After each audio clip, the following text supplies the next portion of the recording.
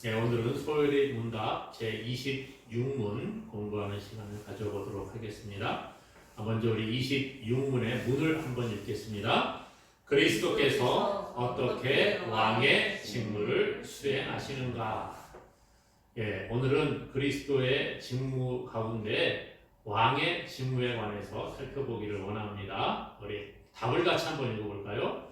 우리를 자신에게 순종하게 하며 우리를 통치하시고 보호하시면서 그리고 그분과 우리의 모든 원수를 억제하시고 정복하시면서 왕의 직무를 행사하신다. 네, 오늘 소요리 문답 제26문은 왕의 직무를 어떻게 수행하시는가에 관해서 말씀을 해주지요. 하나님의 궁극적인 계획과 목적은 하나님 나라의 건설입니다. 그리고 그의 뜻을 이루기 위해 예수 그리스도께서 이 땅에 오신 것이지요. 예수님이 십자가에서 죽으실 때에 십자가 위에 패를 하나 달아놓았어요. 뭐라고 기록되어져 있느냐? 그 머리 위에 보면 이는 유대인의 왕 이렇게 기록을 해 놓았다. 그렇게 성경은 소개를 해줍니다. 그러니까 예수님께서 십자가에서 죽으실 때에 그 머리에 패를 달아 놓았는데 이는 유대인의 왕이다 이런 표를 달아 놓았다는 거예요. 물론 이 문구는 악한 사람들이 예수를 조롱하기 위해 붙인 그러한 패인 것 같습니다. 그렇죠? 예수님이 왕이라고 말씀하시니까 그래? 너 유대인의 왕이야? 아마 그렇게 비웃으면서 했을지도 몰라요. 그러나 그것을 통해서 우리가 알 수 있는 것은 세상 가운데 예수가 왕이라는 것을 알려주고 계시다는 것입니다. 예수님께서는 하나님의 아들이시요 하나님이신데 예수 그리스도께서 이 땅에 오신 목적이 바로 왕으로 이 땅에 오셨다라는 거예요. 예수님께서는 왕으로 이 땅에 오셨고 또한 영원한 왕으로 세상을 통치하실 분임을 성경은 우리에게 가르쳐 주고 있습니다. 그래서 예수님은 왕으로 영원히 영광을 받으시기에 합당한 그러한 존재이신 줄로 믿습니다. 예수님은 하나님이요 영원한 왕으로 오셨고 교회의 존재의 의미도 하나님 나라의 건설을 위한 것이다. 그렇게 말할 수 있다는 거예요. 그래서 오늘 소요리 문답 제26문을 중심으로 해서 그리스도의 왕의 직무에 관해 한번 살펴보기를 원합니다. 먼저 첫 번째로 그리스도는 만왕의 왕이요 우리를 순종하게 하시는 왕이다. 그렇게 말해주고 있어요.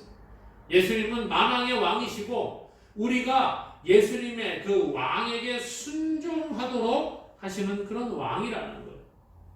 하나님께서 온 우주 만물을 만드시고 그 우주 만물의 모든 것을 통치하는 왕으로 예수 그리스도를 세워 주셨습니다. 그래서 시편 2편 6절에 보니까요. 내가 나의 왕을 내 거룩한 산 시온에 세웠다 하시리로다. 그렇게 말해주고 있어요. 나의 왕을 내 거룩한 산 시온에 세웠다. 예수님을 세워주셨다는 것을 이렇게 예언을 통해 말씀하시는 거죠. 세상에 참 많은 왕이 존재해 왔고 지금도 존재하는 것을 보게 됩니다. 그렇죠. 우리나라는 이제는 왕정 시대를 마감을 하고 이제 대통령을 뽑고 이렇게 하지 않습니까? 어떤 나라에는 대통령, 어떤 나라에는 총리가 나라를 다스리기도 하고 또 어떤 일부 국가에서는 지금도 왕이 나라를 통치하는 그러한 왕정 국가가 있는 것을 보게 됩니다. 그런데 이 세상의 왕은 사람에 의해서 세워지는 것을 우리가 보지요. 그렇지 않습니까? 왕이 누가 이 사람이 왕입니다라고 추대해서 세우기도 하고 또 때로는 구테타를 통해서 나라를 전복하고 자기 스스로 왕의 자리에 오르는 그러한 사람들도 우리가 있는 것을 역사를 통해 보게 됩니다. 그런데 그리스도는 하나님께서 만왕의 왕이요 만주의 주로 세우셨다라고 우리에게 가르쳐 주고 있다는 거예요. 세상의 모든 왕들은 사람에 의해서 세워졌지만 예수님은 만왕의 왕으로 오셨는데 하나님께서 예수 그리스도를 만왕의 왕으로 세워주셨다라는 거죠. 그래서 요한계시록 19장 16절에 보니까 그 옷과 그 다리에 이름을 쓴 것이 있으니 만왕의 왕이요 만주의 주라 하였더라. 뭐라고요? 만왕의 왕이요 만주의 주라. 예수님에 관해서 이야기하는 거죠. 예수님은 만왕의 왕이고 만주의 주로 이 땅에 오셨다라는 거예요. 그런데 예수님은요 왕으로 오셔서 세상의 왕들은 아무리 선하게 정치를 한다고 할지라도 피해를 보는 사람들이 있습니다. 그렇죠? 그리고 우리가 역사적으로 볼 때에 많은 왕들이 백성을 억압하고 착취하고 고통을 주는 것들을 많이 경험을 하게 되지요. 그런데 예수님은 이렇게 세상의 왕들과 같이 사람을 억압하고 착취하고 고통을 주기 위해 오신 것이 아니라는 거예요. 세상의 왕들은 때로는 고통을 주고 백성을 착취하고 백성 위에 군림하는 왕으로 온 것을 우리가 봅니다마는 예수님은 그런 왕이 아니라는 거예요. 예수님은 평강의 왕이요 정사와 권세를 가지신 분인 줄로 믿으시기를 바랍니다. 그래서 이사야 9장 6절은 이렇게 말합니다. 이는 한 아기가 우리에게 낳고 한 아들을 우리에게 주신 바 되었는데 그의 어깨에는 정사를 메었고 그의 이름은 기묘자라 모사라 전능하신 하나님이라 영존하시는 아버지라 평강의 왕이라 할 것임이라. 평강의 왕이라는 거예요. 죄로 말미암아 하나님과 원수되었던 우리를 하나님과 화목하게 하시는 분이 바로 예수 그리스도라고 했지요. 그래서 예수님은 우리를 평강으로 인도하신다라는 거예요. 우리에게 평강을 주기 위해 오신 평강의 왕임을 성경은 우리에게 가르쳐 주고 있는 거지요. 그러므로 예수님의 백성, 예수님을 왕으로 모신 백성들은 고통과 억압 가운데 있는 게 아니라 평강을 누리게 되는 줄로 믿습니다. 이게 하나님의 말씀이라는 거예요. 오늘 그러므로 우리는 하나님의 나라의 백성된 자들로서 예수 그리스도 만왕의 왕이신 우리의 왕 대신 예수 그리스도의 그 발 아래에 순종하는 삶을 살아야 될 의무가 있는 거지요. 히브리서 2장 7절 그 하반절부터 8절 초반에 보면 이렇게 말해요. 영광과 존귀와 관을 씌우시며 만물을 그 발 아래에 복종하게 하셨느니라. 히브리 기자는 시편 8편을 인용을 해서 이런 이야기를 합니다. 영광과 존귀와 관을 예수님께 씌우셨다. 만물을 그의 발 아래에 복종하게 하셨다. 여러분 복종 그러니까 참 거부 반응이 좀 일어나지요. 그렇죠? 사람들이 복종 그러면 좀 거부 반응을 일으키는 경향이 있습니다. 우리가 예수 그리스도의 발 아래 복종하게 한다. 이것은 굴욕을 의미하는 것이 아니라는 거예요. 너 이리 와. 내 밑에 무릎 꿇어. 내 발 밑에 무릎 꿇어. 이렇게 강압을 통해서 하는 수 없이 무릎을 꿇고 마지 못해서 복종하는 그러한 의미의 복종이 아니라는 거예요. 이 말씀은 우리가 사극이나 역사 이러한 영화나 드라마를 보게 되면 정말 어떤 사람을 나의 군주로 섬기면서 자기 목숨까지 바쳐 충성하는 이런 것들을 보지 않습니까? 그때 당신은 나의 주군입니다. 내가 당신에게 내 목숨까지 바쳐 충성하겠습니다. 그렇게 말하는 부하들이 등장을 합니다. 그 부하들은요, 그 자기가 주군으로 섬기는 사람이 두려워서 복종하는 그런 개념이 아니라는 거예요. 내가 저 사람 두려우니까 혹시나 나에게 해코지하고 나를 죽일지도 모르니까 복종해야 되겠다. 굴욕을 참고 내가 그 발 아래에 엎드려야 되겠다. 이런 개념이 아니라는 거예요. 정말 마음 깊숙한 곳에서부터 우러나오는 충성을 통한 복종을 이야기하고 있다는 거지요. 그러므로 오늘 우리가 예수 그리스도의 발 아래 복종한다 이 말은 우리의 마음 깊은 곳에서부터 구원받은 그 은혜가 감사해서 우리의 왕 되신 예수 그리스도에게 우리의 충성과 우리의 헌신을 바친다는 그러한 의미가 있다는 것입니다. 우리는 하나님의 피조물로 하나님의 영광을 위해 지음받은 자들이라는 거예요. 그러므로 우리의 할 일은 뭐예요? 하나님의 영광을 위해 살아가는 것이 우리의 책임인 줄로 믿습니다. 그러기에 먼저 우리는요, 우리 자신을 예수 그리스도 앞에 복종시키는 자들이 되어야 되는 거예요. 내가 나의 의지를 드러내고 나의 주장을 내세우고 이것이 아니라는 거예요. 주의 발 아래에 복종한다 이러한 개념은 순종한다는 것은 내 의지대로 살아가는 게 아니라 주님의 뜻을 따라 살아가는 것을 이야기합니다. 예를 들어서 제가 택시를 하나 딱 잡았어요. 서울역을 가야 돼서 급하니까 택시를 잡고 서울역으로 갑시다.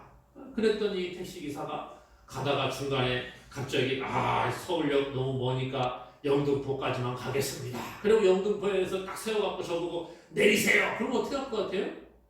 뭐 이런 택시기사가 있어 이거 이 잘못하네 그러지 않겠습니까? 아마 어쩌면은 뭐 바쁜데 영등포까지만 가서 세워놓고 내리쇼 이러면 기분 나쁠 수도 있을 거예요. 싸우기도 할 겁니다. 이 택시기사는 손님이 목적지를 어디를 갑시다 그러면 그 목적지를 향해 가야 되지요. 예를 들어서 목적지를 가는데 어디로 돌아서 갑시다 그러면 그렇게 돌아가는 것이 택시기사의 할 일이라는 거예요. 오늘 우리가 그렇다는 겁니다. 우리가 예수 그리스도를 모시고 가는데 예수님께 복종하고 순종한다는 의미는 예수님이 우리에게 야 김기동 목사야 너 이쪽으로 이렇게 가라 오른쪽으로 해서 이렇게 가야 돼. 그러면 어떻게 가야 돼요? 오른쪽으로 이렇게 가는 거지요. 그런데 예수님이 김기동 목사야 너 오른쪽으로 가야 돼. 그러는데 아니에요 예수님 좀 가만히 계세요. 왼쪽으로 가야 돼요. 그러고서 왼쪽으로 막 간다고 해보세요. 이게 순종하는 겁니까? 주의 뜻대로 살아가는 겁니까? 그게 아니라는 거예요. 자칫 내가 왕인 것처럼 착각해서는 안 된다는 겁니다. 우리는 신앙생활하면서 예수님을 나의 왕으로 모신다고 하고 내가 주님의 말씀에 순종한다고 말은 하지만 입으로는 그렇게 말하지만 행동은 내가 왕인 것처럼 행동할 때가 있다는 거예요. 이거 잘못된 겁니다.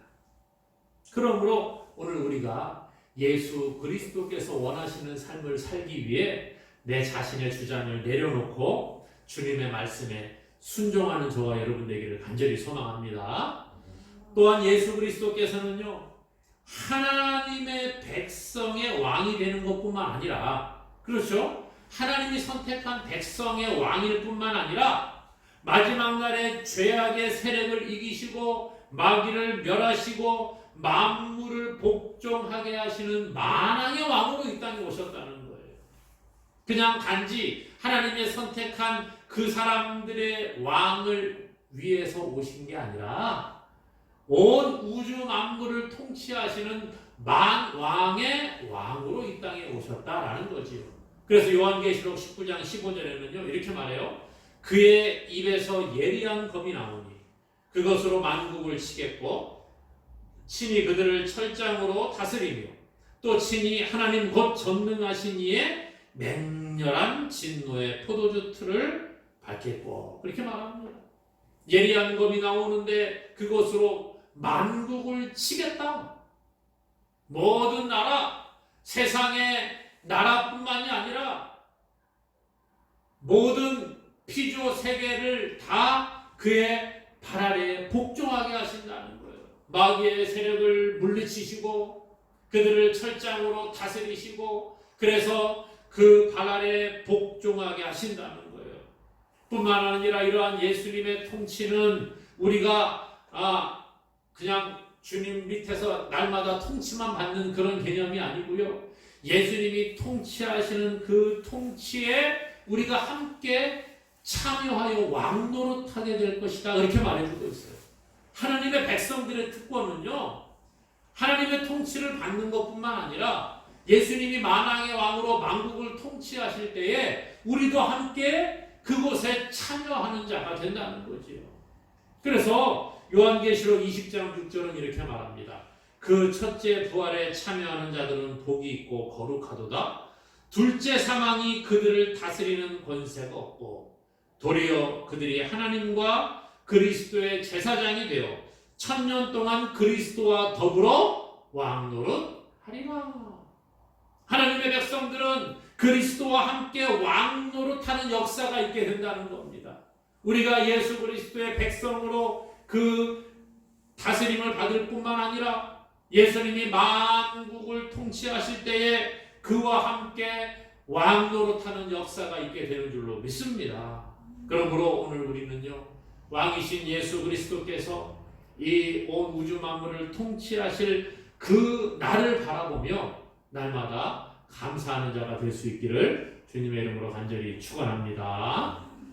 또한 예수 그리스도의 왕의 직무는 그리스도는 우리를 다스리며 보호하시는 왕이라 그렇게 말할 수 있다는 거지요. 백성은 왕을 다스리는 일을 함과 동시에 또한 보호하는 일을 하고 있습니다. 그렇죠. 왕의 직무는 다스리기만 하는 게 아니에요. 억압만 하고 뭐 누르고 뭐 이런, 세상의 왕들 혹시 그렇게 할지 모르지만 왕의 직무는요, 보호하는 일도 함께 하는 것이에요. 날마다 백성을 다스리는 것에만 관심을 가지고 억압하고 착취하는 것만 신경을 쓰는 왕이 있다. 그러면 그 왕은 좋은 왕이라고 할 수가 없습니다. 백성의 임무 중에 하나는요, 자기 나라에 있는 백성들을 보호할 책임이 있습니다. 외부의 그 적들이 공격해 올 때에 왕은 군사를 이끌고 가서 그 백성들을 보호해야 될 책임이 있는 거예요. 자기의 백성들이 위험에 처하지 않도록 보호하는 것, 이것이 왕의 직무라는 것이지요.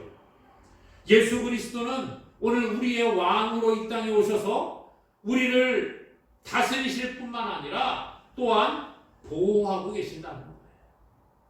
예수님은 양과 목자의 비유를 통해서 예수님께서는 양의 목자가 되심을 말씀합니다. 선한 목자가 되신다 그러죠. 그러면서 예수님께서는 자기의 양을 보호하시고 양들에게 영생을 주실 것을 말씀해 주고 있습니다. 요한복음 10장 27절 28절에 이렇게 말합니다.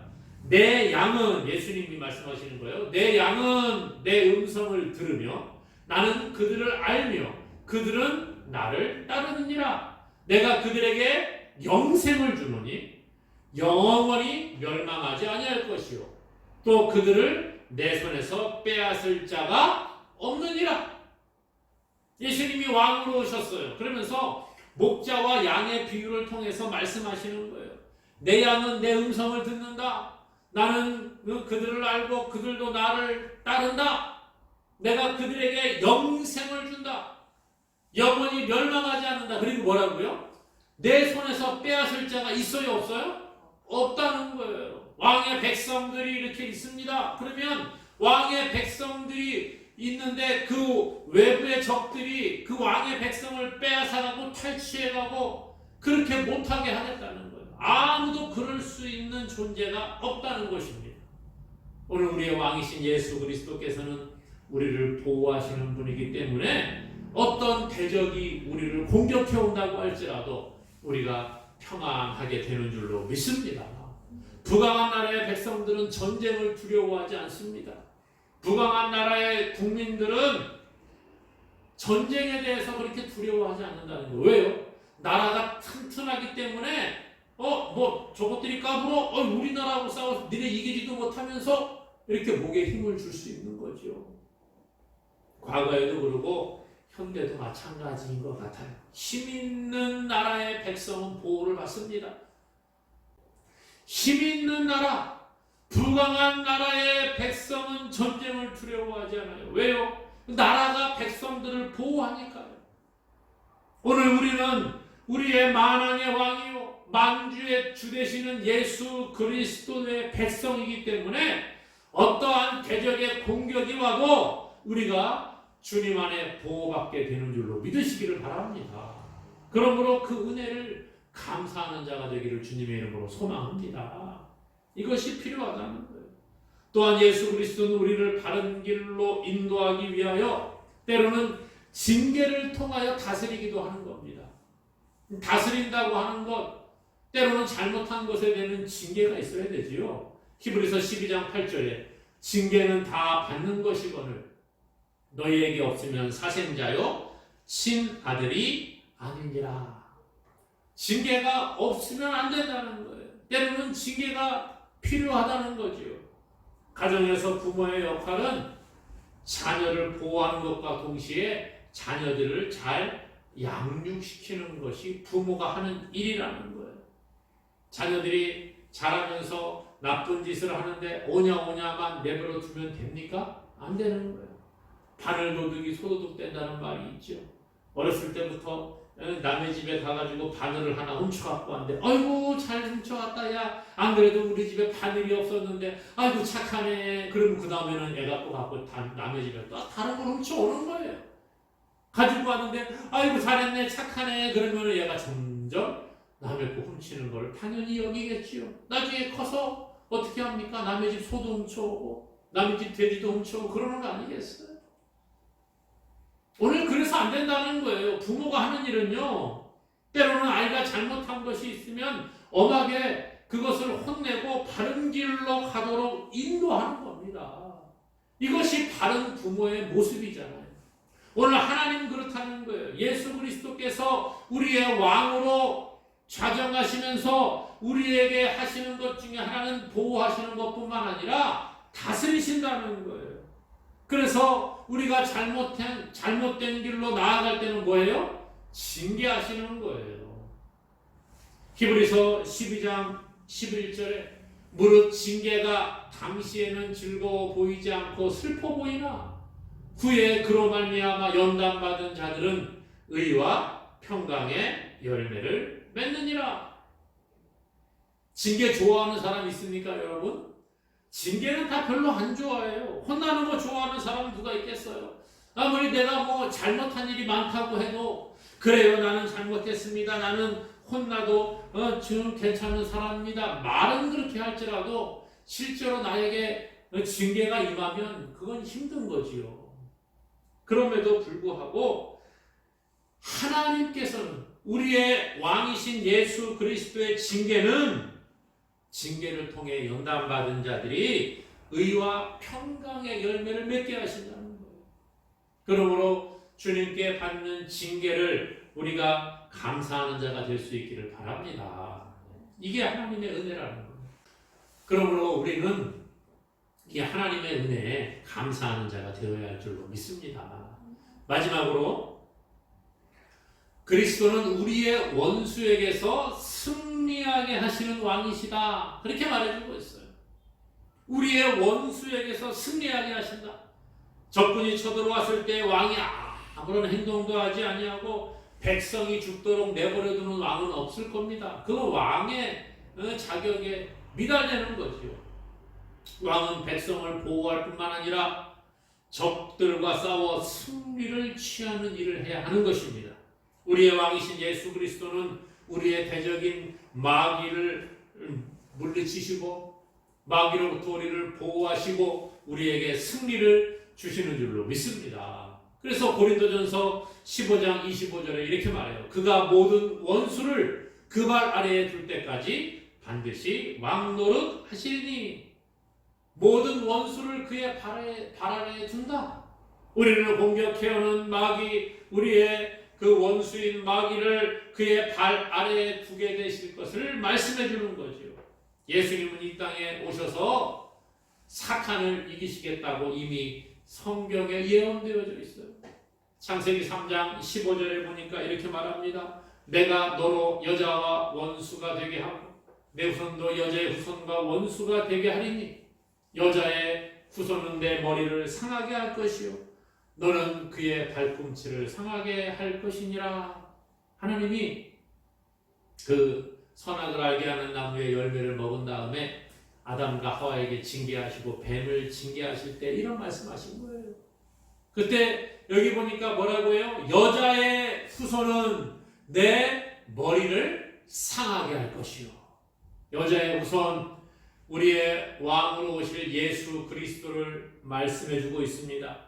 예수 그리스도께서 그 사탄의 뱀의 머리를 상하게 할 것이다, 이렇게 말씀하셨죠. 이 예언이 예수 그리스도께서 이 땅에 오심으로 성취되어졌습니다. 예수님은 십자가에서 우리의 죄를 위해 죽으심으로 죄와 죽음의 권세를 이기시고 마귀의 권세를 이기시고 승리하셨어요. 그리고 그것을 믿는 자들에게 영생을 약속하고 계시다는 거지요. 그래서 요한일서 3장 8절은요, 죄를 짓는 자마다 마귀에게 속하나니 마귀는 처음부터 범죄함이라.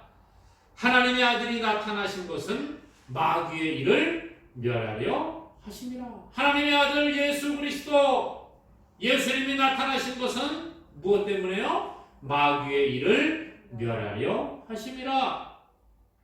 요한복음 16장 33절은 이렇게 말해요. 이것을 너희에게 이르는 것은 너희로 내 안에서 평안을 누리게 하려 함이라. 세상에서는 너희가 환난을 당하나 담대하라. 내가 세상을 이기었노라. 예수님이 세상을 이겼다는 거예요. 마귀를 멸하고 세상을 이기시고 승리하신 그 예수님, 그 예수님이 오늘 우리의 왕이 되시는 줄로 믿습니다. 그러므로 사랑하는 여러분, 예수 그리스도의 승리가 우리의 승리가 되는 줄로 믿으시기를 바랍니다. 우리의 왕이신 예수 그리스도를 믿는 자는 누구든지 멸망하지 아니하고 승리자로서 예수님과 함께 영원히 왕 노릇하게 됨을 믿고 오늘 주님의 은혜를 늘 감사하며 살아가는 우리 모두가 될 수 있기를 주님의 이름으로 간절히 축원합니다.